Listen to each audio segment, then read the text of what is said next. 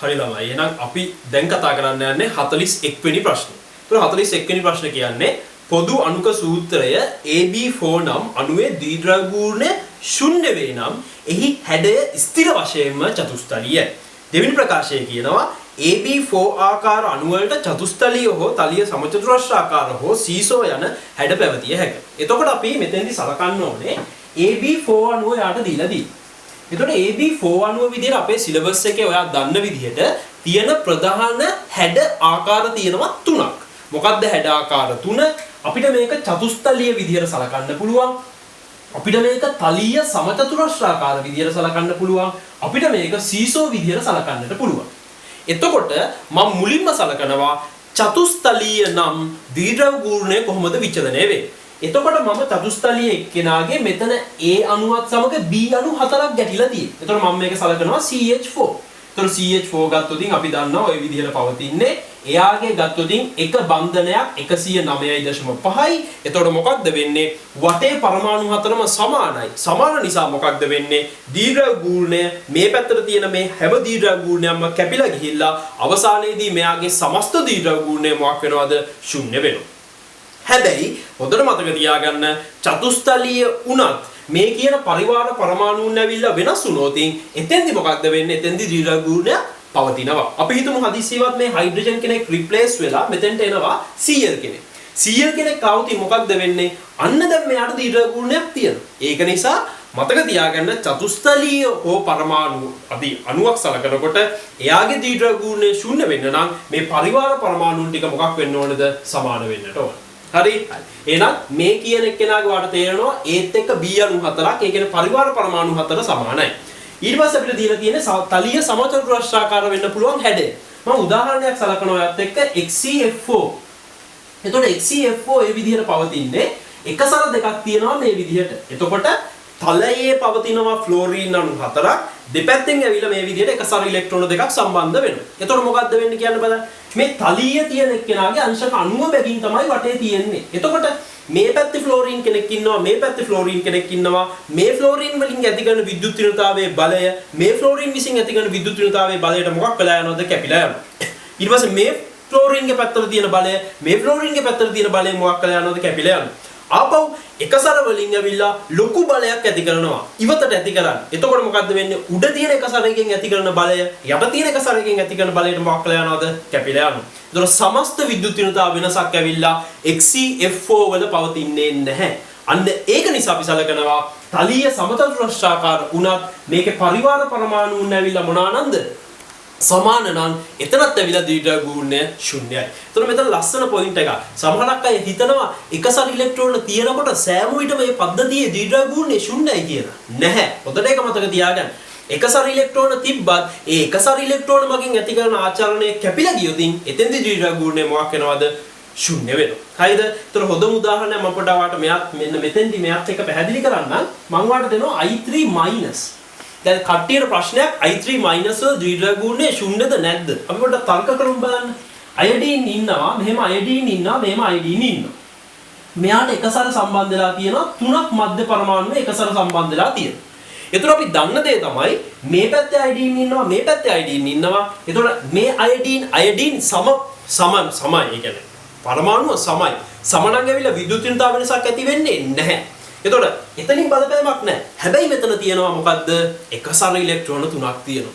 එතකොට මේ එකසර ඉලෙක්ට්‍රෝන තුන කොහොමද ව්‍යාප්ත වෙලා තියෙන්නේ අයඩීන්ගේ වටේ? හොඳට මතක තියාගන්න එකසර තුන ව්‍යාප්ත වෙලා තියෙන්නේ තලීය සමචතුරස්‍රාකාර විදියට. ඔය විදියට. එතකොට මොකක්ද වෙන්නේ? මේ එකසර ඉලෙක්ට්‍රෝන වලින් ඇති කරන බලපෑම සමාන බලයක් තියෙන්නේ. මේ බලය මොකක් වෙලා යනවද? කැපිලා යනවා. අන්න ඒක නිසා අපි කියනවා මොකක්ද? I3- රේඛීයයි, මැදේ එකසර තියෙනවා. හැබැයි එකසර වලින් ඇති කරන ආචරණ බලය මොකක් වෙලා යනවද? කැපිලා යනවා. ඒක නිසා අපි සලකනවා I3- ගත්තත් ඇවිල්ලා I3- වල ද්විද්‍රව්‍ය ගුණය ශුන්‍යයි. හරි. ඊට පස්සේ අවසාන එක සීසෝ හැඩය. ඒතකොට සීසෝ හැඩය තියෙන්නේ කොහොමද? SF4 අපි සලකුවොත් සල්ෆර් තියෙනවා, ෆ්ලෝරින් තියෙනවා, මෙතන ෆ්ලෝරින් තියෙනවා, මැද තියෙනවා එක එකසර කෙනෙක්. එතකොට ඔතන පොඩි ප්‍රශ්නයක් තියෙනවා. මොකද්ද ප්‍රශ්නේ? මේ පැත්තේ ෆ්ලෝරින්ට මේ පැත්තේ ෆ්ලෝරින් කැපිලා යනවා. හැබැයි මෙහෙම ෆ්ලෝරින් දෙකයි එකසර කෙනයි ඉන්නවා. එතකොට මේ තුනෙන් ඇති කරන ආචරණ තුන සමාන නැහැ. අන්න ඒක නිසා මොකද්ද? සීසෝ හැඩය ඇවිල්ලා අපි සලකන්නේ නැහැ දීර්ඝ ගුණය මොකක් කියලාද? ශුන්‍ය වෙනවයි කියලා. එහෙනම් මෙතන පරිවාර පරමාණුන් සමාන චතුස්තලීය සහ සල්තලීය සමචතුරස්‍රාකාර වල ඇවිල්ලා දීර්ඝ ගුණය මොකක් වෙනවද? ශුන්‍ය වෙනවා. හැබැයි සීසෝ වල ඇවිල්ලා දීර්ඝ ගුණය ශුන්‍ය වෙන්නේ නැහැ. එතකොට ඔයාලට මේකේ පළවෙනි ප්‍රකාශය කියන්නේ පොදු අණුක සූත්‍රයේ AB4 නම් අණුවේ දීර්ඝ ගුණය ශුන්‍ය වේ නම් එහි හැඩය ස්ථිර වශයෙන්ම වැදගත් පොයින්ට් එක. ස්ථිර වශයෙන්ම චතුස්තලීයයි වැරදි. ඒක චතුස්තලීය වෙන්නත් පුළුවන්. ඒක තලීය සමචතුරස්‍රාකාර වෙන්නත් පුළුවන්. දෙවෙනි පොයින්ට් එක AB4 ආකාර අණු වලට චතුස්තලීය, තලීය සමචතුරස්‍රාකාර, සීසෝ යන හැඩ පැවතිය හැක. ඔහු ප්‍රකාශය හරි. ඒක නිසා වැරදි හරි උත්තරය අංක 4 වෙනවා.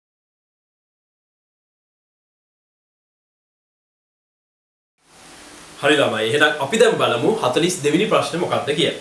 ඒතර 42 වෙනි ප්‍රශ්නේ වාට ව්‍යුහයක් දීලා කියනවා ජලීය සිල්නයිට්‍රේට් සමග සුදු අවක්ෂේපයක් ලබා දෙන්න. ඒතර මේකේ දෙවෙනි ප්‍රකාශය කියනවා ප්‍රාථමික ඇල්කිල් හේලයිඩ් පහසුවෙන් ජල විච්ඡේදනය නොවේ. හොඳට බලා ගන්න තමයි මේ කියපු කතාන්දරය. හරි? හරි. එතකොට අපි මුලින්ම මම ඔයගොල්ලොත් එක්ක කතා කරනවා ජල විච්ඡේදනය කියන මාතෘකාව කතා කරමු. ඒ ජල විච්ඡේදනය අපි ආකාර දෙකක් කතා කරනවා. ඔයගොල්ලෝ මතක ඇති. අපි අකාබනික රසායනයේ ජල විච්ඡේදන සීරීස් එකක් කතා කරනවා. ඒතර මෙතෙන්දී අපි කතා කරන්නේ කාබනික රසායනයේ ජල විච්ඡේදනය. ඒතර අකාබනික රසායනයේ වෙනම කතා කරන්න ඕනේ NCl3, CCl4, SiCl4, ඊට පස්සේ ආසනික් වල ක්ලෝරයිඩ්, SB වල, බිස්මත් වල ඔය වගේ ගොඩාක් තියෙනවා. ඒක මම මෙතෙන්දී කතා කරන්න යන්නේ නැහැ. හැබැයි ඕගොල්ලෝ ඒක හොඳට දැනගන්න ඕනේ.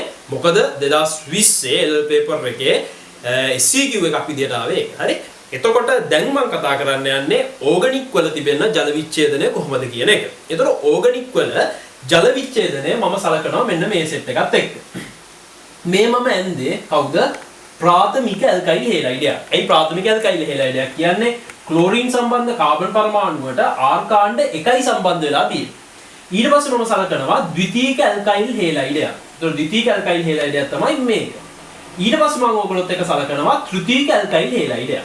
ඒතර ඔයගොල්ලන්ට පැහැදිලි මේ කියන තුන පැහැදිලි. ඇයි මම මේකට තෘතීයිකයි කියන්නේ? හැලජනයේ සම්බන්ධ කාබන් පරමාණුවට R කාණ්ඩ කීයක් සම්බන්ධ වෙලා තියෙනවද? R කාණ්ඩ 3ක් සම්බන්ධ වෙලා තියෙනවා. හරිද? හරි. එතකොට ඒ ටික පැහැදිලි. එතකොට මෙන්න මේක දැනගන්න ඕනේ.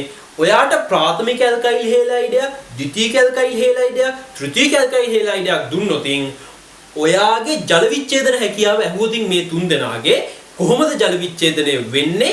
ජල විච්ඡේදනය කියන්නේ මේක කැඩෙන්න ඕනේ. දැන් මේක ජලයේදී කැඩෙන්නේ CH3 CH3 CH3+. ඒ කියන්නේ මේ Cl බොන්ඩ් එක කැඩිලා ගිහිල්ලා Cl- වෙනවා. ඒක තමයි අපි ජල විච්ඡේදනය කියලා සලකන්නේ. එතකොට මේ ජල විච්ඡේදනයේ ශීඝ්‍රතාවය ජල විච්ඡේදනය වෙනවද නැද්ද කියන එක රඳා පවතින්නේ හොඳට මතක තියාගන්න. කවුරු මතද? සෑදෙන කාබෝකැටායනයේ මොකක් මතද? ස්ථායීතාවය මත. එතකොට සෑදෙන කාබෝකැටායන ස්ථායීතාවය වැඩි නම් ජල විච්ඡේදන හැකියාව වැඩි. ඒතර අපි දන්න දේ තමයි ප්‍රාථමික ඇල්කිල් හේලයිඩ් වලින් හදන්නේ කවුද? අදාළ ප්‍රාථමික කාබෝකැටායනය. ද්විතීයික ඇල්කිල් හේලයිඩ් වලින් හදන්නේ ද්විතීයික කාබෝකැටායනය. තෘතීයික ඇල්කිල් හේලයිඩ් වලින් හදන්නේ තෘතීයික කාබෝකැටායනය. එතකොට අන්න ඔයාට පැහැදිලි වෙන දේ තමයි අපි දන්න දේ. ප්‍රාථමික කාබෝකැටායනයට වැඩිය ද්විතීයික කාබෝකැටායන ස්ථායීතාවය වැඩි. ද්විතීයික කාබෝකැටායනයට වැඩිය තෘතීයික කාබෝකැටායන ස්ථායීතාවය වැඩි. එතකොට ඇයි එහෙම වෙන්නේ කියන්න බලන්න මට. ඇයි ස්ථායීතාවය වැඩි වෙන්නේ? ඒකත් මම මෙතනදී පොඩ්ඩක් කියන්නම්. අපි දන්නවා R කාණ්ඩ කියන්නේ ඉලෙක්ට්‍රෝන විකර්ෂක කාණ්ඩ. එතකොට මේ CH3 කාණ්ඩ මොකද්ද කරන්නේ? ඉලෙක්ට්‍රෝන විකර්ෂණය කරනවා කාබන් පරමාණුව දෙසට. ඒතර ඉලෙක්ට්‍රෝන විකර්ෂණය කරනකොට මේ කාබන් පරමාණුවට ධන ආරෝපණයක් තියෙනවා. ඒතර ඉලෙක්ට්‍රෝන විකර්ෂණය කරන්න මොකක්ද වෙන්නේ? ඒ කියන ධන ආරෝපණය මොනවා වෙන්න පටන් ගන්නවද? අඩු වෙන්නට පටන් ගන්නවා. එතකොට මෙතන තියෙන ධන ආරෝපණය අඩු වෙනවා. එතකොට ඔයා තෘතීයික කාබෝකැටායනයක් ගත්තොත් R කාණ්ඩ කීයක් තියෙනවද? එකක් තියෙනවා, දෙකයි, තුනයි. ඒතකොට තුන් පැත්තකින්ම ඇවිල්ලා ඉලෙක්ට්‍රෝන තල්ලු කරනවා. එතකොට මේ ධන ආරෝපණය ගොඩාක් අඩු වෙනවා. එතකොට අපි දන්නවා කොහේ හරි තැනක ආරෝපණය අඩු වෙනවා නම් එයාගේ ස්ථායීතාවය මොකක් වෙනවද? වැඩි. එහෙනම් මෙන්න මේ ආචරණය අපි විශේෂ නමකින් හඳුන්වනවා ප්‍රේරක ආචරණයෙන් ස්ථායී වන ප්‍රාථමික කාබෝකැටායනයක්, ප්‍රේරක ආචරණයෙන් ස්ථායී වන ද්විතීයික කාබෝකැටායනයක්, ප්‍රේරක ආචරණයෙන් ස්ථායී වන තෘතීයික කාබෝකැටායනයක්. ඒතර අපි දන්න දේ තමයි ප්‍රේරක ආචරණයෙන් ස්ථායී වන තෘතීයික කාබෝකැටායනයක් ගත්තොත් එයාගේ ස්ථායීතාවය ප්‍රාථමිකයකට වඩා සහ ද්විතීයිකයකට වඩා වැඩි කියන දේ. හරිද? හරි. ඊට පස්සේ තව පොඩි පොයින්ට් එකක් තියෙනවා. දැන් මම එනවා අදාළ ප්‍රශ්නෙට. ප්‍රශ්නේ ඔයාලට දීලා තියෙන අණුව මම සැලකුවොත් ඔයාලට ප්‍රශ්නේ දීලා තියෙන අණුව මෙහෙම හයිඩ්‍රජන් තියෙනවා, C තියෙනවා, මෙතන H තියෙනවා, මෙතන Cl තියෙනවා, මෙතන H එක තියෙනවා, මෙතන ද්විත්ව බන්ධනයක්, මෙතන H එක, මෙතන H එක. එතකොට ඔයාලට දැක්කන් පස්සේ මේක දිහා දැක්කන් පස්සේ ඔයාලට තේරෙනවා මේක ගත්තොතින් හැලජනයේ සම්බන්ධ කාබන් පරමාණු වලට හයිඩ්‍රජන් එකයි එක ආකාණ්ඩයයි. මේක ඇවිල්ලා ප්‍රාථමික ඇල්කිල් හේලයිඩයක්. හැබැයි පොඩි ප්‍රශ්නයක් තියෙනවා. මොකද ප්‍රශ්නේ? අපි මේ Cl එක අයින් කරමු බලන්න. Cl එක අයින් කරොත් ධනාරෝපණය වෙනවා මෙතෙන්ට. දැන් ඔයාලට එකපාරටම පැහැදිලි වෙන්න ඕන දෙයක් තියෙනවා. මොකද්ද පැහැදිලි වෙන්න ඕන දේ? බලන්න මේ ධනාරෝපණයත් එක්ක මේ පැත්තේ තියෙනවා ද්විත්ව බන්ධනයක්. එහෙනම් මොකද්ද වෙන්න පුළුවන්? මෙයාට මොනව හදන්න පුළුවන්ද? මෙයාට සම්ප්‍රයුක්ත ව්‍යුහ ආචරණයේ යෙදිය හැකි කාබෝකටායනයක් තමයි මේ හැදෙන්නේ. එතකොට මේක ප්‍රාථමික ඇල්කිල් හේලයිඩයක් තමයි. හැබැයි මේකේ Cl ඉවත් වෙලා මෙයා ඇවිල්ලා සම්ප්‍රයුක්ත ව්‍යුහ ආචරණයේ යෙදෙනවා. එහෙනම් මෙයාගේ ස්ථායීතාවය මේ පේරකාචන වලින් ස්ථායී වෙන ඒවායේ ස්ථායීතාවයට වඩා ගොඩක් වැඩි. අන්න ඒක නිසා මොකක් වෙනවද? Cl කැමති ඉවත් වෙලා කවුරු විදිහට ඉන්නද? අදාළ කාබෝකටායනයේ විදිහට ඉන්න. ඒක නිසා අපි කියනවා මොකද්ද? අදාළ මේ කියන දේ ඇවිල්ලා ස්ථායීතාවය වැඩි නිසා මේ අදාළ සංයෝගය ජල විච්ඡේදනය වෙනවා. හරිද? එතකොට ඔයක හොඳට මතක තියාගන්න ඕනේ. යම්කිසි කෙනෙක් සම්ප්‍රයුක්ත ව්‍යුහ ආචරණයෙන් ස්ථායී වන කාබෝකටායනයක් හදනවා නම් එයාගේ ස්ථායීතාවය පේරකාචරණයෙන් ස්ථායී වෙන ඒවායේ ස්ථායීතාවයට වඩා ගොඩක් වැඩි. ඔය වගේම එක්කෙනෙක් තමයි සාමාන්‍යයෙන් ප්‍රශ්නවල හම්බෙන්නේ අපිට මෙන්න මෙයාව. බෙන්සීන්ට CH2Cl. එතකොට මොකද්ද මෙතනත් වෙන්නේ? මේකත් ඇවිල්ලා ප්‍රාථමික කාබෝකටායනයක්. ඇයි? ප්‍රාථමික ඇල්කිල් හේලයිඩයක්. ඇයි? ක්ලෝරින් සම්බන්ධ කාබන් පරමාණුන්ට හයිඩ්‍රජන් දෙකයි එක ආර්කාණ්ඩයයි. එතකොට හැබැයි මොකද්ද වෙන්නේ? මේකේ ක්ලෝරින් ඉවත් වුණාන් පස්සේ මෙතෙන්ට එනවා ධනාරෝපණය. ඒ ධනාරෝපණය මොකක් කරනවද? මේ බෙන්සීන් බලය හරහා සම්ප්‍රයුක්ත ව්‍යුහාචරණයේ දෙනවා. අන්න ඒ හේතුව නිසා අපි කියනවා මොකක්ද? මේ අදාළ කාබෝකටායනය වඩා ස්ථායී කාබෝකටායනයක් බවට මොකක් වෙනවද? පරිවර්තනය වෙනවා. ඒ නිසා හොඳට මතක තියාගන්න පේරකාචරණයෙන් ස්ථායී වෙන කාබෝකටායන අපි සැලකුවොත් ප්‍රාථමික, ද්විතීයික, තෘතීයික කියන ඒවායෙන් තෘතීයික කාබෝකටායනය තමයි ස්ථායීම. එහෙනම් තෘතීයික ඇල්කිල් හේලයිඩයක් තමයි සෑම විටම ජල විච්ඡේදනය වෙන්නේ. මතක තියාගන්න ප්‍රාථමික සහ ද්විතීයික ඒවා ජල විච්ඡේදනය අපි සලකන්නේ නැහැ. හරිද? ජල විච්ඡේදනය සලකන්නේ තෘතීයික ඇල්කිල් හේලයිඩ තෘතීයික කාබෝකටායනයක් හදන නිසා එයා ජල විච්ඡේදනය වෙනවා. ඊළඟ කතන්දරේ යම්කිසි ඇල්කිල් හේලයිඩයක් එයාට Cl ඉවත් වෙලා එයාට සම්ප්‍රයුක්ත ව්‍යුහ ආචරණයේ යෙදිය හැකිනම් අන්න එයත් මොකක් වෙනවද? ජල විච්ඡේදනය වෙනවා. උතර මතක තියාගන්න. ඒතර පොයින්ට්ස් දෙකක් අපි කතා කරා. ඊළඟ කතන්දරේ සාමාන්‍යයෙන් අපේ සිලබස් එකේ තියෙන අනිත් ජල විච්ඡේදනය වෙන අය කවුද? සාමාන්‍ය අයනික සංයෝග. උදාහරණයක් විදිහට ඇමෝනියම් ක්ලෝරයිඩ්. මෙයාට පුළුවන් මොකක් වෙන්නද? මේක කැඩිලා ගිහිල්ලා Cl- එළියට දෙන්න.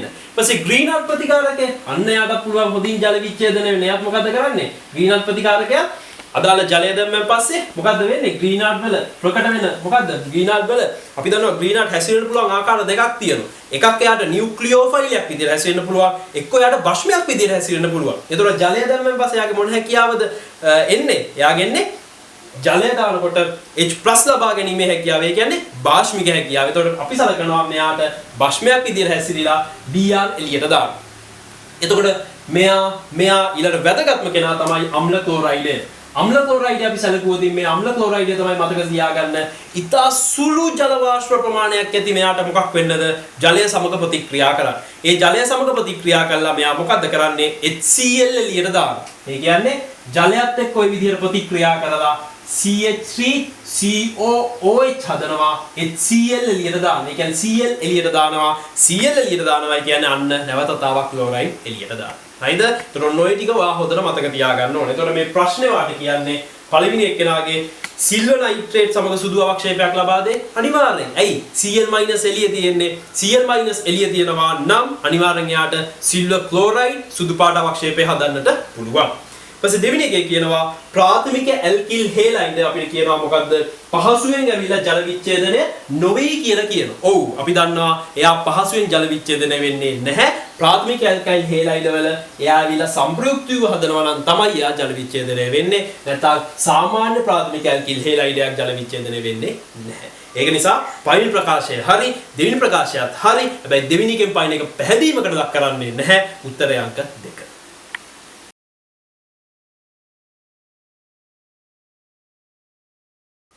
හරි. දැන් අපි කතා කරන්න යන්නේ 43 වෙනි ප්‍රශ්නය. 43 වෙනි ප්‍රශ්න පොඩ්ඩක් අපි බලමු. මොකද්ද කියන්නේ?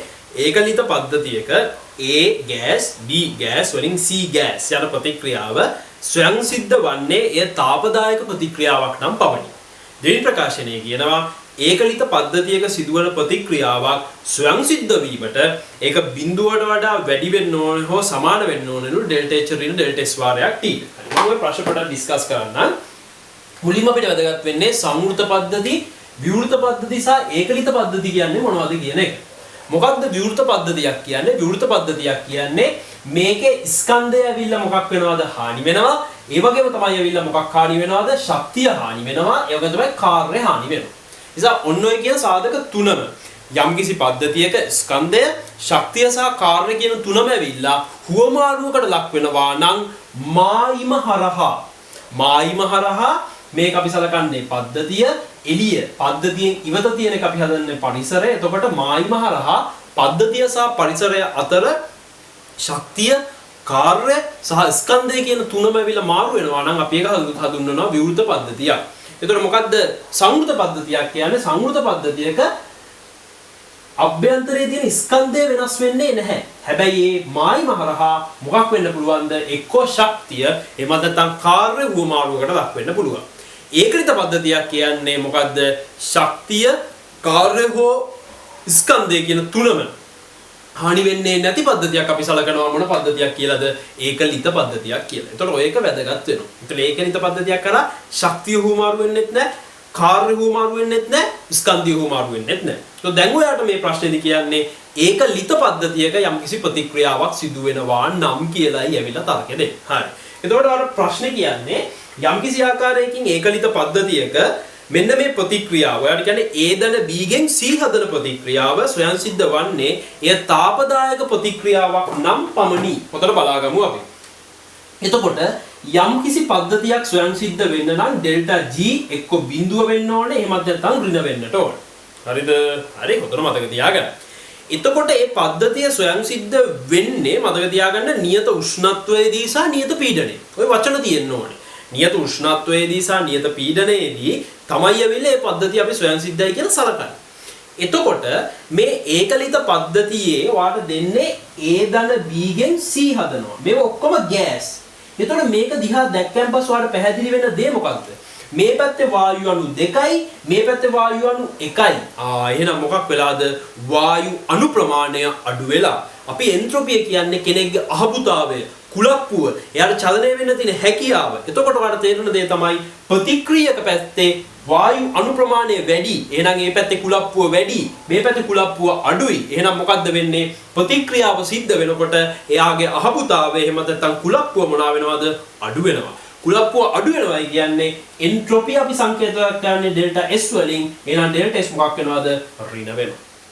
හොඳට මතක තියාගන්න ඩෙල්ටා S මෙතෙන්දී ඍණ වෙනවා. එතකොට දැන් මම මොකද්ද කරන්නේ? දැන් අපි බලන්න ඕනේ මේ පද්ධතිය ඩෙල්ටා G සමානයි ඩෙල්ටා H ඍණ ඩෙල්ටා S වාරයක් T. දැන් මේ පද්ධතිය ඇවිල්ලා ඩෙල්ටා S ඍණයි. එතකොට මෙතන ඉස්සරහා ඍණ එකක් තියෙනවා. Delta H delta G. එතකොට ඍණයි වෙලා මෙතන ධන වෙන්නේ. එතකොට දැන් අපි සලකන්න ඕනේ ඩෙල්ටා G එක්ක ඇවිල්ලා ඍණ වෙන්න ඕනේ, එක්ක ඇවිල්ලා මෙහා බිඳුවට එන්න ඕනේ. එතකොට තමයි අපි සලකන්නේ මේ ප්‍රතික්‍රියාව ස්වයංසිද්ධයි. එතකොට ඇවිල්ලා හැබැයි මොකක්ද වෙන්නේ? මෙතන දැන්න තියෙන ධනාගයක්. එහෙනම් මොකක් වෙන්න ඕනද? අනිවාර්යෙන් මේක ස්වයංසිද්ධ වෙන්න නම් මේ අදාළ ඩෙල්ටා H අගය අනිවාර්යෙන් මොනවා වෙන්න ඕනද? ඍණ විය යුතුයි.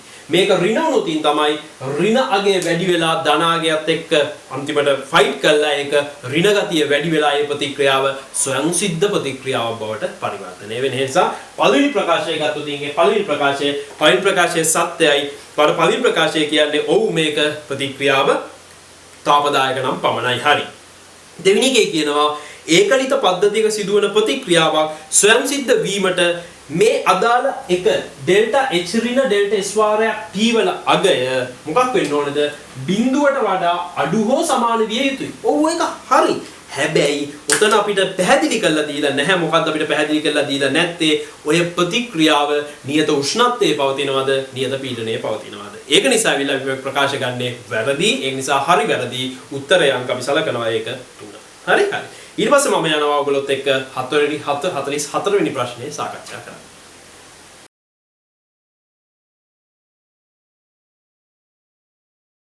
හරි. දැන් අද අපි කතා කරන්න යන්නේ 44 වෙනි ප්‍රශ්නේ. 44 වෙනි ප්‍රශ්නේ වාට කියන්නේ Cu2+ හා නිකල් 2+ අඩංගු ජලීය ද්‍රාවණ වෙන් කර ගැනීමට ඇමෝනියම් හයිඩ්‍රොක්සයිඩ් භාවිතා කර හැක. දෙවෙනි එකේ කියනවා කොපර් 2+ හා නිකල් 2+ යන අයන දෙකම ඇමෝනියම් හයිඩ්‍රොක්සයිඩ් සමග තද නිල් පැහැති ද්‍රාවණයක් ලබා දෙයි. එතකොට ඔයකට කලින් මම ඔයත් එක්ක කතා කරනවා කොපර් 2+ සහ නිකල් 2+ වල රසායනය. එතකොට අපි දන්න දේ කොපර් ජලීය ද්‍රාවණයේදී යා ඉන්නේ කොපර් හෙක්සැක්ක සංකීර්ණයක් විදිහට මේක ඇවිල්ලා ලා නිල් පාට ජලීය ද්‍රාවණයක්. ඊට පස්සේ මම මෙයාට ඇවිල්ලා සෝඩියම් හයිඩ්‍රොක්සයිඩ් දැම්මොතින් මෙතන කොපර් හයිඩ්‍රොක්සයිඩ් කියන නිල් පාට අවක්ෂේපය හදනවා. ඊට පස්සේ ඒකට ඇවිල්ලා මම මොකක් කරොතින්ද වැඩිපුර ඇමෝනියා දැම්මොතින් මෙතන ඇවිල්ලා කොපර් ඇමීන් සංකීර්ණය නිර්මාණය කරනවා. මතක තියාගන්න මේ ඇමීන් සංකීර්ණ ඇමෝනියා තියෙන්නේ 4යි. මේ ඇමෝනියා 4 කොපර් වටේ තලීය සමචතුරස්‍රාකාර විදිහට තමයි මොකක් වෙලා ඉන්නද බෙදිලා තියෙන්නේ. මේක මතක තියාගන්න ඕන තැන. එතකොට මේක නිල් පාට නැත්නම් ප්‍රෙෂියම් නිල් පාට වෙilla ද්‍රාවණය. එතකොට අපි මොනවද තව කොපර් ගැන දැනගත යුත්තේ? තව කොපර් ගැන අපි දන්න දේ තමයි කොපර් වලට අපි සාන්ද්‍ර HCl දැම්මොත් එයා හදනවා කොපර් ක්ලෝරෝ සංකීර්ණය. මේ කොපර් ක්ලෝරෝ සංකීර්ණය ගත්තොත් ඇවිල්ලා ඒක කහ පාට ජලීය ද්‍රාවණයක්. ඊට පස්සේ අපි දැනගන්න ඕනේ කොපර් 2+ ට මම I- දැම්මොත් මොකක්ද වෙන්නේ? කොපර් 2+ ට I- දැම්මොත් මොකක්ද වෙන්නේ? කොපර් ඔක්සිහරණය වෙනවා කොපර් ප්ලස් බවට. I- ඔක්සිකරණය වෙනවා I2 බවට. එතකොට අපි දන්න දේ තමයි කොපර් 2+ ඔක්සිහරණය වෙලා Q+ බවට එයා නිකන් ඉන්නේ නැහැ. එයා මාධ්‍යයේ තිබෙනා වූ කොපර් I- එක කපල් වෙලා Cu I හදනවා. මේක ඇවිල්ලා සුදු පාට අවක්ෂේපයක්. හරි? ඊට පස්සේ නිදහස් වන I2ත් ඇවිල්ලා නිකන් ඉන්නේ නැහැ. ඒ නිදහස් වන I2 ඇවිල්ලා I- එක කපල් වෙලා එයා ඇවිල්ලා හදනවා I3- කියන දුබුරු පාට ද්‍රාවණය.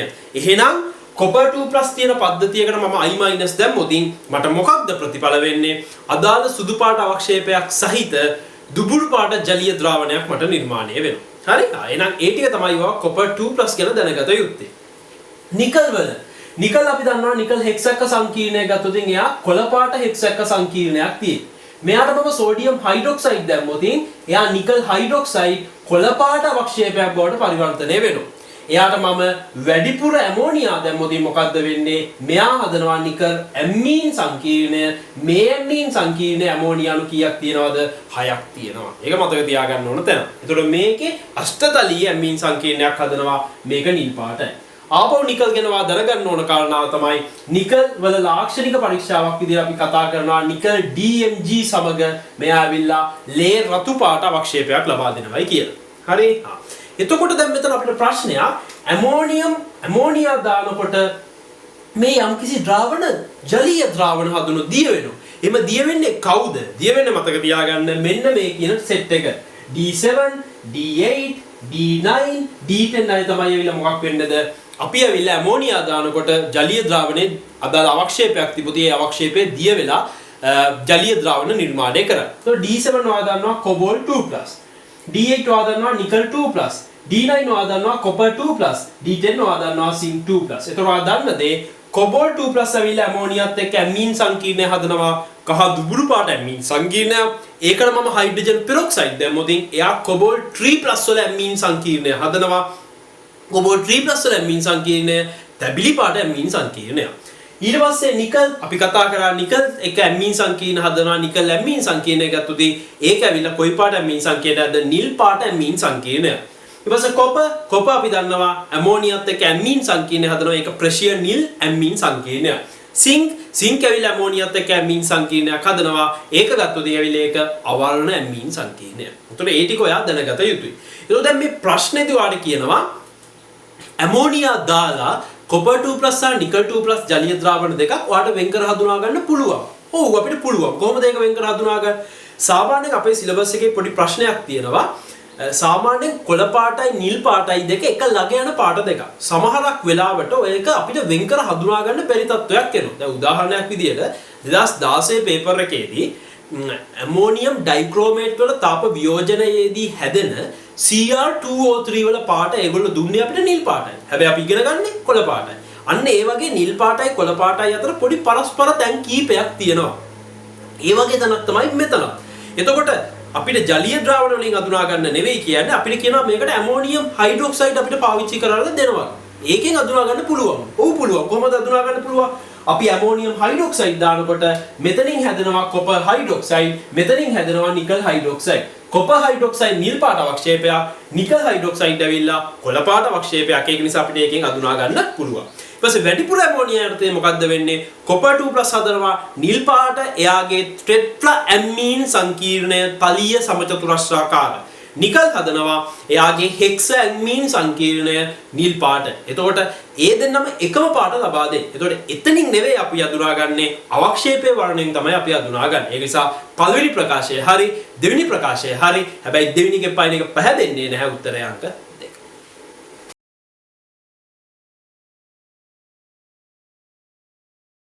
හරි. අපි දැන් කතා කරන්නේ 45 වෙනි ප්‍රශ්නේ. ඒකේ කියනවා නියත උෂ්ණත්වයේදී 2A ධන B වලින් ඵල යන ප්‍රතික්‍රියාවේ ඒහි සාන්ද්‍රණය දෙගුණ කළ විට ප්‍රතික්‍රියාවේ ශීඝ්‍රතාවය 4 ගුණයකින් වැඩි වෙනවා. දෙවෙනි ප්‍රකාශනයේ කියනවා ප්‍රතික්‍රියකයක ඕනෑම ප්‍රතික්‍රියක සාන්ද්‍රණය වැඩි කළ විට ඒකක කාලයකදී සිදුවන සඵල ගැටුම් ප්‍රමාණය වැඩි වී ප්‍රතික්‍රියාවේ ශීඝ්‍රතාවය වැඩි වෙනවා. ඒතකොට මෙන්න මේක හොඳට තේරුම් ගන්න ඕන දෙයක්.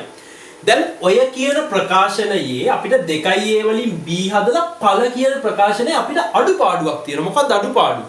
අපි දන්නවා ඕනම ප්‍රතික්‍රියාවක් ගත්තොත් ඒ ප්‍රතික්‍රියා වර්ග දෙකකට බෙදෙනවා. එක්කෝ ඒ ප්‍රතික්‍රියා මූලික ප්‍රතික්‍රියා, එක්කෝ ඒ ප්‍රතික්‍රියා බහුපියවර ප්‍රතික්‍රියා. හරිද?